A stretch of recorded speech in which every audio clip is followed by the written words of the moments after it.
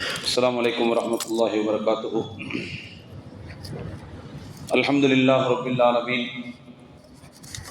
والصلاة والسلام على رسوله الأمين وعلى آله وأصحابه أجمعين.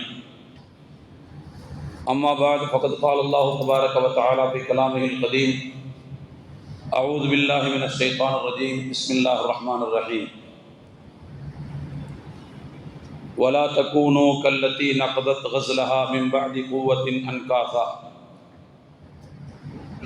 آمنا بالله صدق الله العظيم. وقال نبينا صلى الله عليه وسلم: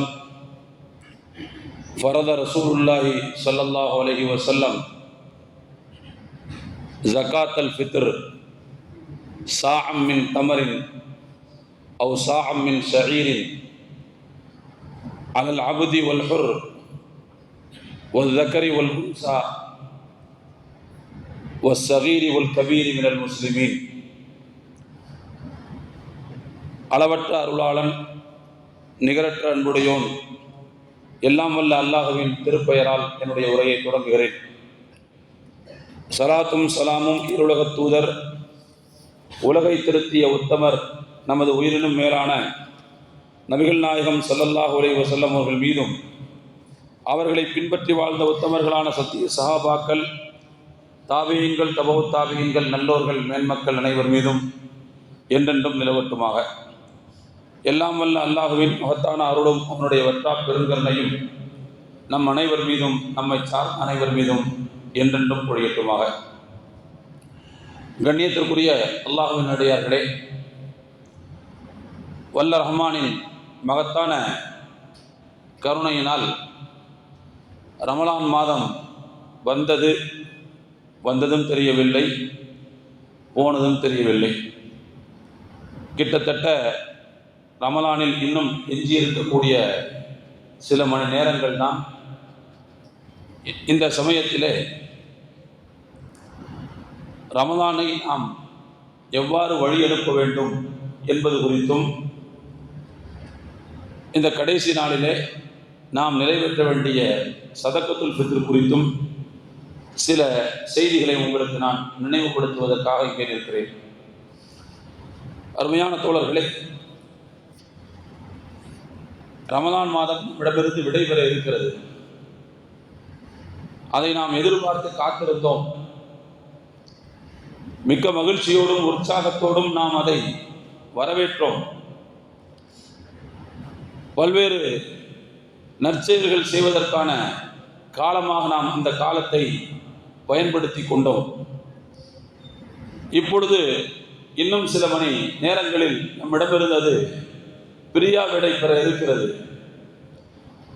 நாம் இதை வழி அனுப்பக்கூடிய சூழ்நிலையில் எத்தகைய மனநிலையில் இருக்க வேண்டும், இந்த விஷயம் குறித்து நம்முடைய மூத்த அறிஞர்கள் நமக்கு என்ன வழிகாட்டி இருக்கிறார்கள் என்பது குறித்த சில செய்திகளை நான் உங்களுக்கு தெரிவிக்க ஆசைப்படுகிறேன். நாம் எப்படி உற்சாகத்தோடு நற்செயல்களோடு வரவேற்றோமோ அதே உற்சாக மனநிலையில், அதே நன்மைகளில் ஈடுபட்ட வண்ணம் அதை வழியனுப்பி வைப்பதோடு அந்த ரமலானை நாம் கண்ணியப்படுத்தும் பொருட்டு தொடர்ச்சியாக அதே மனநிலையில் இதர காலங்களிலேயும் நாம் வாழ வேண்டும். அதுதான் இந்த ரமலானை நாம் கண்ணியமாக வழி அனுப்பி வைப்பதற்கு இணையான ஒரு செயல். ஒரு விருந்தாளி வந்தார், வந்தவரை வரவேற்றோம், உபசரித்தோம், வழி அனுப்பி வைத்தோம். வழி அனுப்பியதற்கு பிறகு அந்த விருந்தாளிக்கு எதிராக நாம் செயல்பட மாட்டோம் இல்லையா? அந்த விருந்தாளியினுடைய கௌரவ குறைச்சலுக்கு நாம் காரணமாக இருக்க மாட்டோம் இல்லையா? அதே போலத்தான் ரமலான் என்கின்ற கண்ணியமான விருந்தாளி நமக்கு வந்தது. வரும்போது கௌரவமாக வரவேற்றோம். வந்ததற்கு பிறகு அதை நாம் சரியாக பயன்படுத்தி உபசரித்தோம். இப்பொழுது அது பிரியாவரை பெற இருக்கிறது. ஆனால் ரமலான் என்பது இத்துடன் முடிந்து விடாது, அடுத்தடுத்தது வர இருக்கிறது. எனவே நாம் அதை வழியனுப்பும் போது அதே உற்சாகத்தோடு நற்செயல்களோடு அதை வழியனுப்புவதோடு தொடர்ச்சியாக அந்த ரமலானின் மாண்புக்கும் மரியாதைக்கும் மகத்துவத்திற்கும் இடுக்கு நேராத வண்ணம், கௌரவ குறைச்சல் ஏற்படாத வண்ணம் நம்முடைய செயல்பாடுகளை இதர காலங்களிலேயும் அமைத்துக் கொள்ள வேண்டும். இதுதான் நாம் அந்த விருந்தாளியை நியாயமாக வழி அனுப்பி வைப்பதற்கு இணையான செயல். பொதுவாக ரமலானில் 3 வகையாக மக்களை பிரிக்கலாம். இந்த ரமலானை மக்கள் எப்படி பயன்படுத்தினார்கள் என்பதை அடிப்படையாக வைத்து 3 வகையினர்களாக மக்களை நாம் பிரிக்கலாம். முதல் வகையினர், அவர்கள் ரமலான் மாதத்தை அடைந்தார்கள், நோன்பு நோற்றார்கள். ஆனால் அந்த நோன்பில் அவர்கள் பத்தியம் காக்கவில்லை. அந்த நோன்பில் அவர்கள் நியதிகளை பேணவில்லை. மாறாக வழமை போல் எப்பொழுதும் எப்படி இருந்தார்களோ அப்படியே ரமலானிலும் இருந்தார்கள். அவர்களுடைய வயிறு நோன்பு நோன்பது என்னவோ உண்மைதான். ஆனால் அவர்களுடைய பார்வைகள் நோன்பு நோக்கவில்லை, அவர்களுடைய சிந்தனை நோன்பு நோக்கவில்லை, அவர்களுடைய உடல் உறுப்புகள் நோன்பு நோக்கவில்லை, அவர்களுடைய நாவு நோன்பு நோக்கவில்லை. எப்போதும் வழமையாக என்னென்ன செய்து கொண்டிருப்பார்களோ அதையே ரமலானிலும் செய்தார்கள். அவர்கள் பசித்தும் இருந்தார்கள். இப்படி ஒரு கேட்டகரி ரமலான்ல. இவர்களை பொறுத்த வரைக்கும் ரமலானுக்கும் ரமலான் அல்லாத காலத்திற்கும் எந்த விதமான வித்தியாசத்தையும் பாகுபாட்டையும் ஏற்படுத்தாதவர்கள். இவர்களுடைய நோன்பை பொறுத்தவரை அடையாளத்திற்கு நோன்பு நிறைவேறிவிடும். ஆனால் நோன்பின் உண்மையான தாற்பயங்கள் இறைவனிடம் கிடைக்குமா என்றால், பெருமானார் ஸல்லல்லாஹு அலைஹி வஸல்லம் அவர்கள் ஒரு ஹதீஸ்ல சொன்னாங்க பாருங்க, ருப்ப ஸாயிமின் ஹல்லுஹு மின் சியாமிஹி இல்லல் ஜூ வல் அத்ஷு. எத்தனையோ நோன்பாளிகள் அவர்களுடைய நோன்பில் அவர்களுக்கான பங்கு என்பது வெறுமனே தாகமும் பசியும் தான், வேறு எதுவும் இல்லை. அதுபோல எத்தனையோ இரவில் நின்று வணங்கியவர்கள் அவர்களுடைய வணக்கத்தில், இரவு வணக்கத்தில் அவர்களுக்கான பங்கானது வெறும் கண் விழித்திருந்தது மட்டும்தானே தவிர வேறு எதுவும் இல்லை என்று பெருமானார் ஸல்லல்லாஹு அலைஹி வஸல்லம் சொன்னார்களே, அந்த ஹதீஸுக்கு இணையானவர்கள். நோன்பு வச்சாங்க, ஆனால் நியதிகளை பேணவில்லை, வரையறைகளை பேணவில்லை, ஒழுங்குகளை பேணவில்லை. எப்போதும் போல எப்படி பேசிக் கொண்டிருப்பார்களோ, எப்பொழுதும் போல எப்படி பொய் சொல்வார்களோ, எப்பொழுதும் போல எப்படி ஹராமிலிருந்து பத்தியம் காக்க மாட்டார்களோ அதுபோல ரமலானில் இருந்து விட்டவர்கள். இவர்கள் ஒரு கேட்டகரி. ஆனால் இவர் வச்ச நோன்பு அல்லாஹ்விடத்தில் செல்லும், அது வேறு விஷயம். இவங்க ஒரு கேட்டகரி. இன்னொரு கேட்டகரி யாருன்னு சொன்னா, அவர்கள் நடுநிலையானவர்கள். நோன்பு வைத்தார்கள், அதில் சந்தேகம் இல்லை. வரையறைகளை பேணினார்கள், நியதிகளை பேணினார்கள். ஆனால் ரொம்ப பெரிய அளவில் இவங்க அதற்காக மெனக்கிடவில்லை. ஒரு நடுநிலையானவர்கள் என்று வைத்துக் கொள்ளலாம். இப்படி ஒரு கேட்டகரி. நபிகள் நாயகம் ஸல்லல்லாஹு அலைஹி வஸல்லம் அவர்கள் சொன்னார்களா இல்லையா, நீங்கள் நோன்பு நோக்கும் போது உங்களுடன் சேர்ந்து உங்களுடைய உடல் உறுப்புகளும் நோன்பு நோக்க வேண்டும் என்று. அந்த மாதிரி இவங்க ஓரளவுக்கு நோன்பு இருந்தவர்கள் தான். இப்படி ஒரு கேட்டகரி. மூணாவது கேட்டகரி யாருன்னு சொன்னா, அவர்கள் நோன்பை அதற்கான உரிய வகைகளோடு, உரிய நியாயங்களோடு, உரிய நேர்த்திகளோடு நோன்பு வைத்தவர்கள். ரமலானுக்கும் ரமலான் அல்லாத காலத்திற்கும் இடையில் இவர்களுக்கு வித்தியாசம் தெரிந்திருந்தது. எனவே ரமலான் காலத்தை மிகச் சிறப்பாக இவர்கள் பயன்படுத்தினார்கள். இப்படி ஒரு குரூப், இப்படி 3 விதமான குரூப் இருக்கிறாங்க. இதுல எந்த குரூப்பும் நன்மைகளிலிருந்து விதிவிலக்கு பெற மாட்டார்கள். எல்லோருக்கும் நன்மை இருக்கிறது. ஆனால் நன்மைகளில் இவர்களுக்கு இடையில் ஏற்றத்தாழ்வு இருக்கிறது. இதுல 3வது கேட்டகரியில் வர்றவங்க அல்லாஹ்விடத்தில் மிகவும் நெருக்கமானவர்கள், மிகவும் பொருந்தி கொள்ளப்பட்டவர்கள். 2வது கேட்டகரியில் வர்றவங்க அவங்களுக்கு அடுத்த நிலைமை. 3வது நிலைமையில் வர்றவங்க அவங்களுடைய கடமைகளை நிறைவேற்றியவர்கள். அந்த அளவில் அல்லாஹ்விடத்தில் அவர்களுக்கு நன்மை உண்டு. ஆனாலும் கூட இப்படி அவங்கள வகைப்படுத்தலாம். முதல் வகையினர் முஸ்லிம்கள், அடையாளத்திற்காக இஸ்லாத்தில் இருந்தவர்கள். இரண்டாவது குரூப்பு அவர்கள் மூமின்கள். மூன்றாவது குரூப்பு ஈமானையும் தாண்டி முஹ்சின்கள். முஹ்சின் என்று சொன்னால் அழகிய முறையில் செயல்பட்டவர்கள். ஆக இப்படி 3 கேட்டகரி இந்த ரமலானை பயன்படுத்தியவர்களை நாம் பிரிக்க முடியும். இதுல நாம எந்த கேட்டகரியில இருந்தோம் அப்படிங்கிறத நான் சொல்லல, அவரவர்களுடைய செயல்களை வைத்து பரிசோதனை செய்து கொள்ள வேண்டியது. அதுல முன்பின் இருக்குமே, ஆனால் இன்னும் சில மணி நேரங்கள் மிச்சம் இருக்கத்தான் செய்கின்றன. அல்லாஹ்விடத்தில் கையேந்தி கேட்க முடியும், வேற கேட்டகரியில் என்ன செஞ்சுங்க, இறைவா என்னை தூக்கி போட்டு நான் தெரியாம தப்பு பண்ணிட்டேன் என்று அந்த விஷயத்தை மறுபடியும் அடைந்து கொள்வதற்கான வாய்ப்பும் சேர்ந்து இருக்கிறது என்பதையும் நான் இந்த நேரத்தில் உங்களுக்கு நினைவுபடுத்த ஆசைப்படுகிறேன். ஆக அருமையான தோழர்களே, இப்படி 3 கேட்டகரி இருக்கிறாங்க. இப்போ ரமலான் விடைபெற இருக்கிறது. விடைபெற இருக்கக்கூடிய இந்த நேரத்தில் நாம் ஆழமான ஈமானுடன் வரவேற்றோம். அதே ஆழமான ஈமானுடன் அதை வெளியிருப்பு வைத்துவிட்டு அடுத்த தடவை இது நம்மிடத்தில் வரும் என்கின்ற அதே ஆர்வத்தோடு நாம் தொடர்ந்து இருக்க வேண்டும். இது நாம் இந்த ரமலான் என்கின்ற விருந்தாளிக்கு செய்யக்கூடிய கண்ணியத்தில் மிக முக்கியமான கண்ணியம். அருமையான தோழர்களே, சலபு சாலிஹீன்கள் அப்படித்தான் இருந்தார்கள்.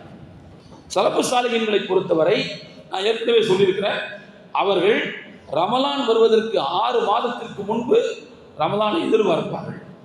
ரமலான் முடித்ததற்கு பிறகு அல்லாஹ் இந்த ரமலானில் நாம் செய்த அமல்களை ஒப்புக்கொள்ள வேண்டுமே என்கின்ற ஏக்கத்தோடு அடுத்த 6 மாதங்கள் இருப்பார்கள். அப்போ அவங்களுடைய செயல்பாடுகள்ல, அவங்களுடைய நன்மைகள்ல, அவர்களுடைய வணக்க வழிபாடுகள்ல ரமலானுக்கும் ரமலான் அல்லாத காலத்துக்கு வித்தியாசம் இருக்குமா? அப்படித்தான் இறைவன் இடத்தில் எதிர்பார்க்கிறார். ஆக அருமையான தோழர்களே, ரமலான் வந்தால் வழிபாடு செய்வது, ரமலான் அல்லாத காலத்தில் நாம் அதிலிருந்து விலகி விடுவது என்கின்ற அந்த பழக்கத்திலிருந்து நாம் மாறி வர வேண்டும். அதை முற்றிலுமாக நாம் நம்முடைய பழக்கத்திலிருந்து முற்றிலுமாக வெறுத்து ஒதுக்க வேண்டும்.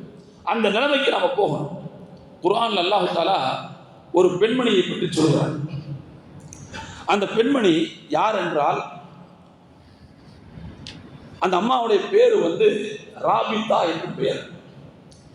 இஸ்லாத்திற்கு முந்தைய அறியாமை காலத்து பெண். அந்த பெண்ணுக்கு ஜேரானா என்ற ஒரு பெயரும் இருக்கிறது.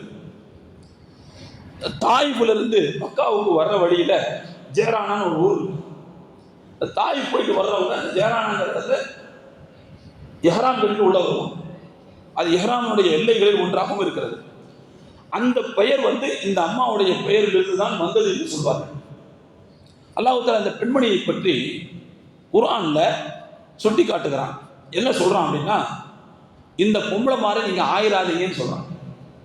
வலா தக்கூனு கல்லத்தி நகதத் கஸ்லஹா மின் பாதி குவத்தின் அன்காசா. தான் நூற்ற நூலை நன்கு முறுக்கேற்றியதற்கு பிறகு பல துண்டுகளாகவும் இழைகளாகவும் பிரித்து போட்டு விடுகிற அந்த பெண்ணை போல் நீங்கள் ஆகிவிடாதீர்கள் என்று அல்லாஹ் குறிப்பிடுகிறார். இந்த அம்மா நூல் திரிக்கிற வேலை செய்யணும். பஞ்சை நூலாக்கி நூலை நல்ல முறுக்கேற்றி அந்த மாதிரி தொழில் செய்யக்கூடிய ஒரு பெண். இந்த அம்மாவுக்கு நிறைய வேலைக்காரர்களும் இருந்தாங்களாம். இந்த அம்மாவுக்கு என்ன வேலைன்னு சொன்னால், காலையில் வேலையை ஆரம்பிப்பாங்க. பஞ்சு ஃபுல்லாக நூலாகும். நூலாக திரித்ததற்கு பிறகு மதியான நேரத்துக்கு பிறகு இந்த அம்மாவுக்கு ஏதோ பைத்தியம் முடிச்சிருமா, அதாவது மைண்டு சேஞ்ச் ஆகிடும். ஒரு பேதை பெண். நூற்ற நூலை எல்லாம் மறுபடியும் விட்டு விடுங்கள், இலையா பிரிச்சுருங்க, மறுபடியும் இதை பஞ்சாக்கிருங்க அப்படின்னு அம்மா சொல்லுவான். அல்லாஹ் தஆலா அதைத்தான் சொல்கிறான். தான் நூற்ற நூலை நன்கு முறுக்கேற்றியதற்கு பிறகு மறுபடியும் இழையாக பிரித்து போட்டு பஞ்சாக்கி விடுகிறாளே ஒரு பெண், அந்த பெண்ணை போல் நீங்கள் ஆகிவிடாதீர்கள். அப்படின்னா என்ன அர்த்தம்?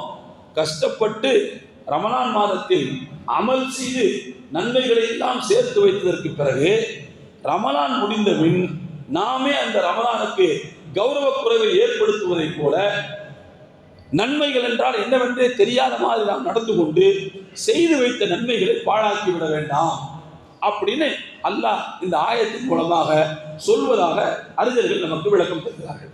அப்ப எனவே தோழர்களே, இப்படியான இந்த வசனத்தினுடைய இந்த கருத்தின்படி பார்க்கிற போது நாம் ரமலானை அது போனதற்கு பிறகும் கௌரவிக்கக்கூடியவர்களாக இருக்க வேண்டும் என்று சொன்னால், அது நம்மிடம் இருந்த போது எப்படி நாம் நடந்து கொண்டோமோ அதே போல்தான் அது போனதற்கு பிறகும் நடந்து கொள்ள வேண்டும். விருந்தாளிகள் வீட்டில் இருக்கும்போது ஒரு மாதிரியாகவும் வீட்டை விட்டு போனதற்கு பிறகு வேற ஒரு மாதிரியாகவும் நடந்தா அதற்கு பேர் நயவஞ்சகத்தனம் இல்லையா? அப்படிப்பட்ட நயவஞ்சகத்தனத்தை உங்களுடைய அமல்களில் நீங்கள் காட்ட வேண்டாம் என்று அல்லாஹ் நம்மிடத்தில் எதிர்பார்க்கிறான். ரமலானின் கௌரவம் அதை நம்மிடத்தில் எதிர்பார்க்கிறது. நாம் செய்ய வேண்டிய மிக முக்கியமான செயல்களில் இது ஒன்று என்பதை நான் முதலாவது உங்களுக்கு நினைவுபடுத்திக் கொள்ள ஆசைப்படுகிறேன். அடுத்து தோழர்களே, இரண்டாவது விஷயம் என்னன்னு சொன்னா, நல்ல கவனிக்கணும். நாம சில சலஃப் அறிஞர்கள் ரமலான் மாதம் கழிந்ததற்கு பிறகு பெருநாள் வரும் பாருங்க, பெருநாள் அன்றைக்கு மிகவும் வருத்தத்தோடு இருப்பார்கள். நாமெல்லாம் என்ன புரிஞ்சு வச்சிருக்கோம்னா, ரமலான் என்பது வந்துவிட்டு போயிருக்கிறது, ஒரு பெரிய அமலை நிறைவேற்றுவதற்கெல்லாம் வாய்ப்பை கொடுத்தான். அந்த மகிழ்ச்சியை பெருநாள் அன்று நாம் என்ன செய்வோம்? வெளிப்படுத்துவோம். மகிழ்ச்சியை வெளிப்படுத்துகின்ற அந்த நாளில் சில சலஃப் அறிஞர்கள் அன்றைக்கு கவலையோடு இருப்பார்கள். அப்படிதான் ஒரு அறிஞர் கவலையோடு இருந்தார். அவங்கள்ட்ட கேட்டாங்க, இன்றைக்கு மகிழ்ச்சிகரமான நாள் இல்லையா? நபி ஸல்லல்லாஹு அலைஹி வஸல்லம் அவர்களே ஐயாமு அக்லின் வ ஷுர்பின், இன்று நன்கு உண்ணவும் பருகவும் வேண்டிய நாள் என்று சொன்னார்களே, மகிழ்ச்சியை வெளிப்படுத்த வேண்டிய நாள் என்று சொன்னார்களே, நீங்க இன்னைக்கு போய் இவ்வளவு கவலையாக உட்கார்ந்து இருக்கிறீங்களே அப்படின்னு அவங்கள்ட்ட கேட்டபோது அவங்க சொன்னாங்களாம், இன்னைக்கு மகிழ்ச்சிகரமான நாள் என்பது சந்தேகம் இல்லை, நீங்கள் உண்மைதான் சொல்கிறீர்கள். ஆனால் என்னுடைய எஜமானன், என்னுடைய இறைவன், என்னை படைத்தவன் என்னிடத்தில் ஒரு கட்டளையை சொன்னான். அந்த கட்டளையை நான் நிறைவேற்றி விட்டேன். ரமலானை கௌரவிக்க சொன்னான், கௌரவிச்சுட்டேன். ஆனால் நான் செய்த அந்த செயலை அவன் ஏற்றுக்கொள்வானா ஏற்றுக்கொள்ள மாட்டானா என்று எனக்கு தெரியாது. அப்போ நான் செஞ்ச செயலுக்கு எனக்கு அங்கீகாரம் கிடைக்கணுமே அப்படிங்கிற கவலை தான் இப்பொழுது என்னை ஒரு மாதிரியா இருக்க வச்சிருக்குது, வேற ஒண்ணும் இல்லைன்னு சொல்லுவாங்களாம். அப்போ இந்த மனநிலை என்பது அந்த அறிஞர்களிடத்தில் இருந்தது. செய்த செயல்கள் ஒப்புக்கொள்ளப்படுவது குறித்த அந்த எண்ணம் நிச்சயமாக நம்மிடத்தில் வர வேண்டும். ஏன்னா அல்லாஹ்வை பொறுத்த வரைக்கும் ஒரு விஷயத்தை டிக்ளேர் பண்றான், யாரிடத்திலிருந்து அல்லாஹ் நன்மைகளை ஏற்றுக்கொள்வான் அப்படின்னா அல்லாஹ் தெளிவா சொல்றான், இன்னமா யத்தகப்பலுல்லாஹு மினல் முத்தகீன். அல்லாஹ் நன்மைகளை யாரிடமிருந்து ஏற்றுக்கொள்வான்? இறையச்சம் உள்ளவர்களிடமிருந்து மட்டும்தான் ஏற்றுக்கொள்வான்.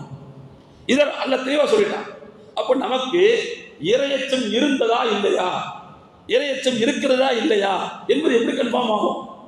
அப்ப அந்த இறைவன் நம்முடைய அமல்களை ஏற்றுக்கொள்வதன் மூலமாகத்தான் அது நிறைவேறும், நமக்கு தெரிய வரும். அப்ப எனவே தோழர்களே, இந்த மனநிலையில் அவர்கள் இருப்பார்கள் என்பது ஒரு வகையில் ரமலானை கௌரவிப்பதனுடைய மரியாதையோடு அதை வழியெடுப்பதனுடைய இன்னொரு வழி என்பதை நாம் புரிந்து கொள்ள வேண்டும். இது இரண்டாவது விஷயம். மூணாவது இன்னொரு செய்தியை நான் இங்கே உங்களுக்கு சுட்டிக்காட்ட விரும்புகிறேன். இமாம் ஷாஃபி ரஹ்மத்துல்லாஹி அலைஹி அவங்களுடைய மாணவர் இமாம் புவைத்தி என்று சொல்வார்கள். இமாம் புவைத்தி, அவருடைய பெயர் புவைத்தி, அதாவது புவைத்திங்கிற ஊரை சார்ந்தவர் அர்த்தம். அவருடைய பெயர் வேற பேர் அபு யாக்கூப் என்று சொல்வார்கள். இமாம் புவைத்தி இவங்க எப்படிப்பட்டவங்கன்னு சொன்னா, இமாம் ஷாஃபி இடத்தில் பாடம் படித்தவர். எகிப்து இவருடைய சொந்த ஊர். இவர் வாழ்ந்த கால பகுதி என்பது ஹிஜ்ரி 3ஆம் நூற்றாண்டு. ஹிஜ்ரி 231 இறந்து போயிருக்கார். ஹிஜ்ரி 3ஆம் நூற்றாண்டில் வாழ்ந்த மனிதர். இமாம் ஷாஃபி ரஹ்மத்துல்லாஹி அலைஹி அவருடைய சமகாலத்தில் வாழ்ந்தவர்கள். இமாம் புவைத்தி என்பது இவருடைய பெயர். இவர் கெய்ரோக்காரர், எகிப்துக்காரர். ஷாஃபி ரஹ்மத்துல்லாஹி சொல்லுவாங்கன்னா, அவங்கள்ட்ட ஏதாவது சட்ட பிரச்சனைகள் கேட்டு வந்தால் நீங்க புவைத்திட்ட போய் கேளுங்கன்னு சொல்லுவாங்க. அவர்கிட்ட போய் கேளுங்க, அவர் என்னுடைய நாக்கு என்று சொல்லுவாங்க, அவர் என்னுடைய நாவல், நான் பேசுனா என்ன பேசுவனோ அதைத்தான் அவர் பேசுவாரு என்று சொல்லுவாங்க. அந்த அளவுக்கு இமாம் ஷாஃபி ரஹ்மத்துல்லாஹி அவர்களுடைய அந்த பாசறையில் பயிற்சி பெற்ற ஒரு பெரிய கல்விஞர், பேரறிஞர். ஆனா அன்னைக்கு இருந்த ஆட்சியாளர் அவரோடு இமாம் புவைத்தி அவர்களுக்கு ஒரு சின்ன கருத்து வேறுபாடு வந்துச்சு. அந்த கருத்து வேறுபாடு சொந்த பிரச்சனைக்காக அல்ல, மார்க்க பிரச்சனைக்காக வந்தது. நம்ம கேள்விப்பட்டிருக்கோம்ல, அஹமது பின் ஹம்பல் ரஹ்மத்துல்லாஹி அலைஹி அவங்களுடைய காலத்துல ஆட்சியாளருடைய நெருக்கடிக்கு அவர்கள் ஆளானார்கள், அவங்க சிறை வைக்கப்பட்டார்கள், கேள்விப்பட்டிருக்கோம்ல. கிட்டத்தட்ட அதே பிரச்சனைக்கு இமாம் புவைத்தி அவர்களும் சிறை வைக்கப்பட்டார்கள். அன்றைக்கு இருந்த ஆட்சியாளர் வாசிக் பில்லா அப்பாசிய ஹலீஃபா, அவர் அன்றைக்கு இருந்த முஅத்தஸிலாக்களுடைய கொள்கையில் இருந்தார். அவங்க ஒரு வழிகட்ட பிரிவினர்கள், அந்த கொள்கையில் இருந்தார். அந்த கொள்கையை மக்களிடத்தில் திணிக்கவும் செய்தார்கள். ஆனால் அன்றைக்கு இருந்த சில நல்ல அறிஞர்கள் மக்களுடைய நம்பிக்கை பாழாகிவிடக்கூடாது என்பதற்காக இந்த கெட்ட கொள்கைகளுக்கு தலை சாய்க்காமல் இருந்தார்கள், தலை ஆட்டாமல் இருந்தார்கள். அப்படி தலை ஆட்டாமல் இருந்த இமாம்களில் அஹமது பின் ஹம்பல் அவர்கள் ஒருவர். அதே மாதிரி தான் இமாம் புவைத்தி அவர்களும் ஒருவர். ஆனா இவர் என்ன செஞ்சுட்டாங்கன்னு சொன்னா, இந்த கருத்தை ஏற்று அவர் சொல்லவில்லை என்றால் அவரை கைது செய்து எகிப்திலிருந்து பகதாதுக்கு கொண்டு வந்திருக்கேன்னு சொன்னாங்க. அவர்கிட்ட போய் கேட்டாங்க அறிஞர்கள், நீ இந்த கொள்கையை ஏத்துக்கிறியா? முடியாது அப்படின்ட்ட. கெய்ரோவிலிருந்து கழுத்துகளிலேயும் கால்களிலேயும் விலங்கு பூட்டிய வண்ணமே பகதாதுக்கு கொண்டு செல்லப்பட்டார்கள். நான் எதுக்கு இந்த செய்தியை சொல்றேன்னா, பகதாதில் கொண்டு போய் சிறையில் அடைக்கப்பட்டார்கள். சிறையில் அடைக்கப்பட்டதற்கு பிறகு அவங்க என்ன செய்வாங்களாம், தங்களுடைய அந்த சிறை கொட்டடிகளிலேயே உதவு செய்து கொண்டு தொழுது விடுவாங்க. வெள்ளிக்கிழமை ஜும்மா வாங்க சொல்லுவாங்க, அந்த சத்தம் கேட்குமா? சத்தம் கேட்கும்போது இமாம் புவைத்தி ரஹ்மத்துல்லாஹி அவர்கள் தங்களுடைய கை கால் கழுத்து விலங்குகளோடு அப்படியே என்ன செய்வாங்கன்னா குளிச்சுட்டு கொண்டுட்டு அந்த சிறையினுடைய கேட்டுக்கு வருவாங்க, கேட்டு கிட்ட வருவாங்க. உடனே சிறை காவலர்கள் அவரை மறுபடியும் தடுத்து நிறுத்தி உள்ள அனுப்பிடுவாங்க. அப்பொழுது அவர் சொல்வார்களாம், இறைவா, நான் உன்னுடைய அழைப்பாளருக்கு பதில் சொல்லிவிட்டேன். இன்னி அஜிப்து தாயிக்க, நீங்கள் இறைவா, நீ உன்னுடைய அழைப்பாளருக்கு நான் பதில் சொல்லிவிட்டேன். பாங்கு சத்தம் காதலை கேட்டுச்சு. நான் கைது செய்யப்பட்டு சங்கிலி மாட்டப்பட்டிருந்தாலும் குளித்து விட்டு ஜும்மாவுக்கு ரெடியாகி நான் வெளியே வந்துட்டேன். என்னை கேட்டுக்கு மேலே வெளியே விடாம இவங்க பூட்டி வச்சிருக்கிறாங்க. இறைவா, நான் உன் பொறுப்பிலேயே இதை விட்டு மறுபடியும் போகிறேன். போய் அதுக்கு பிறகு அவங்க லோர் தொழுதுருவாங்க என்று அவர்களுடைய வரலாறு சொல்றது. இப்படி அந்த சிறையிலேயே இருந்து அவர்கள் தங்களுடைய உயிரை நீத்தார்கள் என்று வரலாறு சொல்றது. நான் எதுக்கு சொல்ல வரேன்னா, அருமையான தோழர்களே, ஒரு நெருக்கடியான காலகட்டத்தில் மாட்டிக்கொண்டவர்கள் அல்லாஹ் அவர்களுக்கென்று நிறைய சலுகைகளை கொடுத்திருந்தான். அவங்க வெளியில வர முடியாது, அவங்க லோகத்தோடு தான் போதுமானதுதான். ஆனா இருந்தாலும் கூட நான் எப்பொழுதும் செய்து கொண்டிருக்கக்கூடிய வேலைகளை இந்த நெருக்கடியில் இருந்தாலும் செய்யாமல் இருக்க முடியாது அப்படின்னு நினைச்சாங்க பாருங்க. இவங்க தான் சலஃப் அறிஞர்கள். நம்மெல்லாம் ரமலான் என்கின்ற அருட்கொடைகள் வரும்போது நிறைய நன்மை கிடைக்கும் என்கின்ற ஆசையில் அமல் செய்துவிட்டு ரம்ஜான் போயிடுச்சுன்னா நன்மை கம்மியாயிருமே அப்படிங்கிறதுனாலே நம்ம விட்டுறோம். ஆனால் அவர்கள் அப்படி இல்லை. எல்லா காலத்திலேயும் அமல்களை செய்ய முடியாத காலத்திலும் கூட அமல்களை செய்வதற்கு அவர்கள் முன்வந்து விடுகிறார்கள். தடுக்கப்பட்டதற்கு பிறகு இறைவா, என் பொறுப்பை நான் செஞ்சுட்டேன், உன் பொறுப்பை எனக்கு ஒழுங்கா செஞ்சிருக்கு என்று கேட்கக்கூடிய அந்த மன்னரை தோழர்களே, இதுதான் உண்மையில் நாம் காலத்தை கௌரவிக்கக்கூடிய நடைமுறை. ரம்ஜான் நம்ம கௌரவிக்கிறது இதுதான். எல்லா காலத்திலையும் ஒரே மாதிரியாக இருப்பது, அதுதான் ரமலானுக்கு நான் கொடுக்கக்கூடிய கண்ணியம் என்பதையும் இந்த நேரத்தில் உங்களுக்கு நான் தெளிவுபடுத்த ஆசைப்படுகிறேன். அது அருமையான தோழர்களே, வரும்போது உற்சாகத்தோடு வரவேற்றோம், அனுப்பும் போதும் உற்சாகத்தோடு இருக்க வேண்டும். அனுப்பியதற்கு பிறகும் அடுத்து இதே ரமலான் வரும் என்கின்ற ஆசையோடு அதே உற்சாகம் கொண்டாமல் எல்லா காலத்திலையும் தொடர்ந்து நடந்து கொள்ள வேண்டும் என்பதுதான் இந்த ரமலான் நமக்கு எடுத்த பாடமும் பயிற்சியும் என்பதை நான் இங்கே தெளிவுபடுத்த ஆசைப்படுகிறேன். அடுத்த தோழர்களே, ஜக்காத்துல் ஃபித்ர் அல்லது சதக்கத்துல் ஃபித்ர் என்கின்ற ஒரு கடமை நாம் இன்றைக்கு நிறைவேற்ற வேண்டியது இருக்கும். ஏற்கனவே சில பேர் நிறைவேற்றி இருக்கலாம். அது குறித்த ஒரு சில செய்திகளை மட்டும் உங்களுக்கு நான் நினைவுபடுத்த ஆசைப்படுகிறேன். பெருமானார் ஸல்லல்லாஹு அலைஹி வஸல்லம் அவர்கள் நோன்பாளிகளை சுத்தப்படுத்தக்கூடிய ஒன்றாக ஸதகத்துல் ஃபித்ரை நபி ஸல்லல்லாஹு அலைஹி வஸல்லம் அவர்கள் அறிமுகம் செய்தார்கள். என்னதான் நாம் நோன்பு ஒத்திருந்தா கூட நம்மையும் அறியாமல் சில பிழைகள் வந்திருக்கலாம், சில கோளாறுகள் வந்திருக்கலாம். அந்த கோளாறுகளையும் பிழைகளையும் நிவர்த்தி செய்வதற்காக இறைவன் வழங்கிய ஒரு வாய்ப்பு ஸதகத்துல் ஃபித்ர் என்பது. ஸதகத்துல் ஃபித்ருடைய உண்மையான நோக்கம் என்பது நோன்பாளிகளை சுத்தப்படுத்துவது என்பது ஒன்று. அதோடு சேர்த்து அன்றைய தினம் ஏழை பாழை முஸ்லிம்கள் எப்படி இருக்கின்றவர்கள் உண்ணுகிறார்களோ அதுபோல அவர்களும் பசியோடு இருக்கக்கூடாது, உண்ண வேண்டும் என்கின்ற நோக்கத்திற்காக அல்லாஹு தாலா இப்படிப்பட்ட ஒரு ஏற்பாட்டை செய்திருக்கிறார். அதனால தான் தோழர்களே நாம் கவனிக்க வேண்டும். நபி ஸல்லல்லாஹு அலைஹி வஸல்லம் அவர்கள் இந்த ஸதகத்துல் ஃபித்ர் யாரெல்லாம் கொடுக்கணும்னு சொல்றாங்கன்னா, ஒருவர் தமக்காகவும் தம் பொறுப்பில் உள்ளவர்களுக்காகவும் சேர்த்து கொடுக்க வேண்டும். உதாரணமாக குடும்பத்தில் எத்தனை பேர் இருக்கிறாங்களோ அத்தனை பேர், அவருடைய குடும்பத்தில் அடிமைகள் இருந்தால் அந்த அடிமைகளுக்காகவும் கொடுக்க வேண்டும். எந்த அளவுக்கு மார்க்க சட்டம் சொல்கிறது என்று சொன்னால், இன்னைக்கு பிற 30 தானே, இன்னைக்கு சூரியன் மறைவதற்கு முன்பு ஒரு வீட்டில் குழந்தை பிறந்தா அந்த குழந்தைக்காகவும் என்ன செய்யணும், ஸதகத்துல் ஃபித்ர் கொடுக்க வேண்டும் என்று மார்க்க சட்டம் நமக்கு சுட்டி காட்டுகிறது. அப்ப அந்த அளவுக்கு ஒருவர் தமக்காகவும் தம் பொறுப்பில் உள்ளவர்களுக்காகவும் நிறைவேற்ற வேண்டிய ஈகை தான் ஸதகத்துல் ஃபித்ர் என்பது. அருமையான தோழர்களே, பெருமானார் ஸல்லல்லாஹு அலைஹி வஸல்லம் அவர்கள் அன்றைக்கு இருந்த நடைமுறைப்படி அவர்கள் பேரிச்சம்பழங்களை கொடுத்திருக்கிறார்கள், கோதுமையை கொடுத்திருக்கிறார்கள். இதெல்லாம் கொடுத்ததாக ஹதீஸ்கள் வருகிறது. சாஅம் மின் தமர் அவ் சாஅம் மின் ஷரீர், ஒரு மரக்கால் கோதுமை, ஒரு மரக்கால் பேரிச்சம்பழம் என்று அவங்க கொடுத்தாங்கன்னு வருது.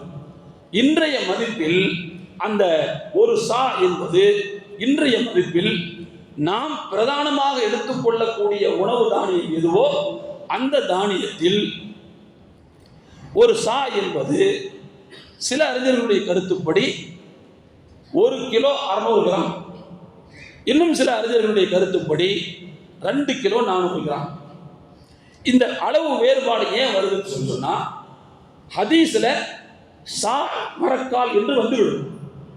இப்போ எங்க இருக்கிற மரக்காலை வச்சு அளக்கணும் அப்படிங்கிறது பேச்சு வரும்.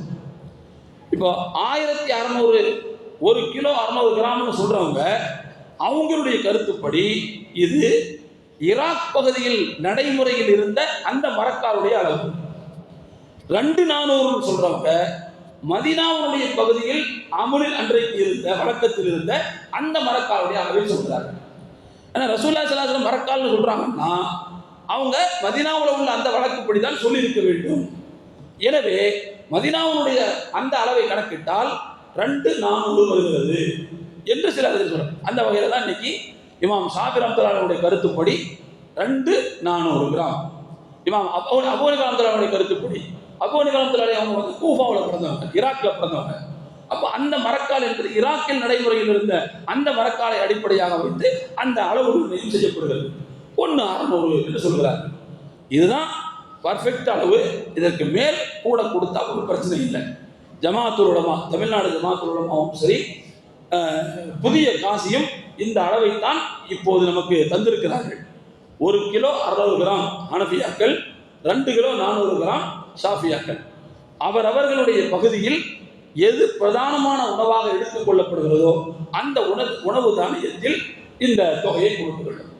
இதுல ஷாஃபி மதுஹபில் உள்ளவங்க இதை பொருளாகத்தான் கொடுக்க வேண்டும், இதை விலை நிர்ணயித்து கிரயத்தை கொடுக்கக்கூடாது என்று இமாம் ஷாஃபி ரஹ்மத்துல்லாஹி சொல்கிறார்கள். ஹனஃபி மதுஹபில் இதனுடைய மதிப்புக்கு விலை நிர்ணயித்து அந்த கிரயத்தை கொடுக்கலாம் என்று சொல்கிறார்கள்.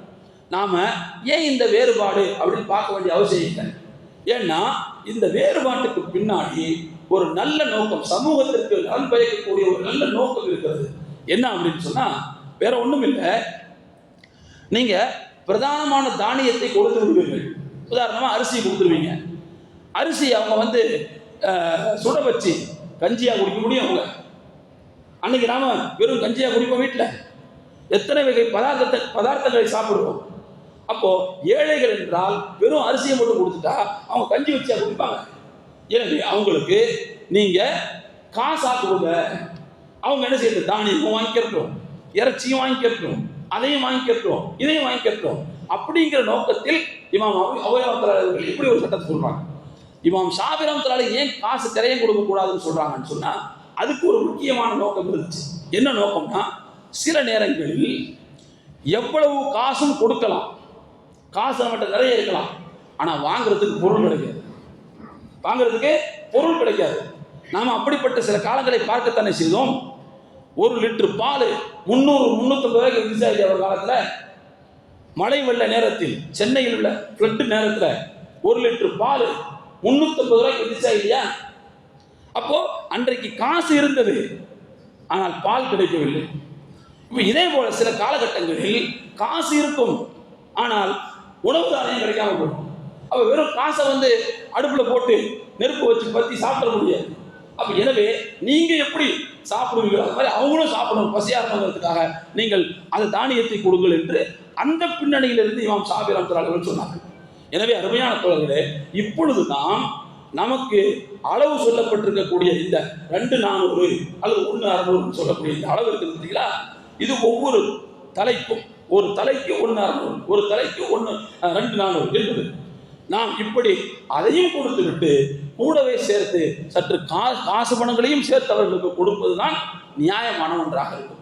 அப்படிப்பட்ட முறையில் நம்முடைய சதக்கத்துல் ஃபித்ரை நாம் நிறைவேற்றிக் கொள்ள வேண்டும். சதக்கத்துல் ஃபித்ருடைய காலகட்டம் என்பது கடமையான காலகட்டம் என்று ஒன்று இருக்கிறது, கொடுப்பதற்கு அனுமதி உள்ள காலகட்டம் என்று ஒன்று இருக்கிறது. கடமையான காலகட்டம் என்பது இன்னைக்கு சூரியன் மறைஞ்சிருச்சுன்னு சொன்னா கடமையான காலகட்டம். எது வரைக்கும் கடமையான காலகட்டம்? நாளைக்கு பள்ளிவாசலுக்கு பெருநாள் தொழுகை வர வரைக்கும் கொடுக்காமல் நாம் பெருநாள் தொழுதுவிட்டால் அதற்கு பிறகு நாம் கொடுக்கின்ற அந்த தர்மம் என்பது அது கலாவாகத்தான் நிறைவேறும் தவிர அதாவாக நிறைவேறும். அதாவது காலம் கடந்து செய்த தர்மமாகத்தான் இருக்குமே தவிர காலத்திற்குள் நிறைவேற்றப்பட்ட தர்மமாக இருக்காது. அப்போ இன்னைக்கு சூரியன் மறைஞ்சதிலிருந்து நாளைக்கு தொழுகை வர்றதுக்குள்ள அதை கொடுத்துறோம். இது கடமையான நேரம். கொடுப்பதற்கு அனுமதி உள்ள நேரம்னு ஒன்று இருக்குது. அது அனுமதி உள்ள நேரம் எது அப்படின்னு சொன்னா, அதற்கு இப்னு உமர் ரலியல்லாஹு அன்ஹு, இப்னு உமர் ரலியல்லாஹு அன்ஹுடைய ஸ்பெஷாலிட்டி என்னன்னா, அவங்களுடைய செயல்கள் பெரும்பாலும் ரசூலுல்லாஹ்வுடைய செயல்களோடு ஒத்துருக்கும். அவங்க சதக்கத்துல் ஃபித்ரை எப்பொழுது நிறைவேற்றுவார்கள் என்றால், பெருநாளைக்கு ஓரிரு நாட்களுக்கு முன்பே நிறைவேற்றி விடுவார்கள். அதாவது 27ஆம் கிழமைக்கு பிறகு அவங்க என்ன செஞ்சிருவாங்கன்னு சொன்னா சதக்கத்துல் ஃபித்ரை நிறைவேற்றி விடுவார்கள். அப்போ இதிலிருந்து இமாம்கள் என்ன கருத்து எடுக்கிறாங்கன்னா, 27க்கு பிறகு அதை கொடுத்து விடுவதற்கு அனுமதி இருக்கிறது என்று முடிவு செய்வார்கள். அதே நேரத்தில் சில சட்ட அறிஞர்கள் ரமலானுடைய ஆரம்ப காலத்தில் கூட கொடுக்கலாம் என்று சொல்வார்கள். ஆனால் இருந்தாலும் கூட ஆரம்ப காலத்தில் கொடுப்பது என்பது பெருநாள் அன்றைக்குள்ள தேவையை நிறைவேற்றுமா என்பது தெரியாது. எனவேதான் பெரும்பாலும் ரமலானுடைய கடைசி காலகட்டங்களில் கொடுப்பதுதான் சாலச் சிறந்தது என்கின்ற கருத்துக்கு அறிஞர்கள் அதிகமாக ஆதரவு தெரிவிக்கிறார்கள். ஆக அருமையான தோழர்களே, இது கொடுப்பதற்கு அனுமதி உள்ள காலகட்டம். கொடுப்பது அதாவது ஹராமான காலகட்டம் ஒன்று இருக்குது. அது என்ன காலகட்டம்னு சொன்னால், தொழுகை நடந்து முடிந்ததற்கு பிறகு, பெருநாளைக்கு பிறகு. பெருநாளைக்கு பிறகு நம்ம கொடுத்தோம்னா கொடுத்து தான் ஆகணும், ஏன்னா அது நம்முடைய கலா. ஆனால் இருந்தாலும் அப்படி கொடுப்பது என்பது தவறு. ஏன் தவறு அப்படின்னு சொன்னால், காலம் கடந்து நிறைவேற்றப்பட்ட ஒன்று. லொஹர் தொழுகை நேரத்தில் தான் தொழுகணும். அசர் நேரத்தில் லொஹர் தொழுகா எப்படி தப்போ அதுபோல பெருநாள் கடந்ததற்கு பிறகு பெருநாள் தர்மத்தை கொடுப்பது என்பது தப்பு. ஆனாலும் கூட கொடுத்துதான் ஆகணும், கடமை என்று அறிஞர்கள் சுட்டி காட்டுகிறார்கள். ஆக அருமையான தோழர்களே, இந்த நியதிகளை நாம் பின்பற்றி நம்முடைய அமல்களை நாம் வைத்துக் கொள்ள வேண்டும். நாம் ஆரம்பத்தில் சொன்னதைப் போல அருமையான தோழர்களே, நாம் ரமலான் வரும்போது கண்ணியத்தோடும் மரியாதையோடும் உற்சாகத்தோடும் வரவேற்றோம். அதே உற்சாகம் கொஞ்சம் கூட குன்றாமல் இன்றைக்கு வழி அனுப்பி வைக்கும் போதும் இருக்க வேண்டும். அடுத்த தடவை ரமலான் வரணும் அப்படிங்கிற வரைக்கும் நமக்கு அந்த உற்சாகமும் அந்த எதிர்பார்ப்பும் குறையக்கூடாது என்பதையும் நாம் சேர்த்து புரிந்து கொள்ள வேண்டும். அதுதான் ரமலானுக்கு நாம் கொடுக்கின்ற கௌரவம், ரமலானை தந்த இறைவனை நாம் மதிப்பதற்கான அடையாளம் என்று இந்த நேரத்தில் தெரிவித்துக் கொள்கிறேன். எல்லாம் வல்ல இறைவன் அத்தகைய தொடர்ச்சியாக அமல் செய்ய வேண்டும் என்கின்ற மனோபாவத்தை நாம் அனைவருக்கும் தந்தருள் புரிவானாக. ரமலான் காலங்களில் எப்படி பள்ளிவாசல்கள் நிரம்பி வழிந்தனவோ அதுபோல எல்லா காலகட்டங்களிலேயும் நிரம்பி வழியக்கூடிய மனோபாவத்தை அல்லாஹ் முஸ்லிம் சகோதரர்களுக்கு தந்தருள் புரிவானாக என்று வேண்டி விரும்பி துஆ செய்தவனாக என்னுடைய உரையை நிறைவு செய்கிறேன். வாஃபிரு தஅவானா அனில் ஹம்துலில்லாஹி ரப்பில் ஆலமீன். அஸ்ஸலாமு அலைக்கும் வரஹ்மத்துல்லாஹி வபரகாத்துஹு.